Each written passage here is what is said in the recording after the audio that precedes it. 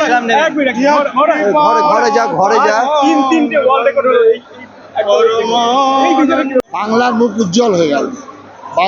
বাঙালি সম্পর্কে যে ধারণা ছিল আজকে সংবাদপত্রের মাধ্যমে সারা বিশ্বে ছেয়ে যাবে যে আজকে বাঙালি এই ধর্মের নামে এক হতে পারে, সাধু সন্ন্যাসীর আহ্বানে এক হতে পারে, কোনো রকম বাস ট্রেন কোনো রকম টাকা খরচা না করে এটা যে হয়েছে বিরাট ব্যাপার। ভগবানের অশেষ কৃপা করুণা তিনি করেছেন।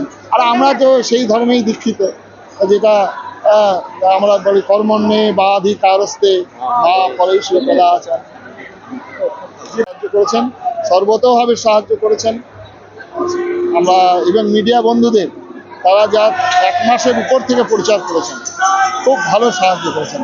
মিডিয়া বন্ধুদের যারা আরও উপকৃত হয়েছি, এরকম যেন মিডিয়া বন্ধুরা সত্যের পক্ষে ধর্মের পক্ষে যেন থাকে।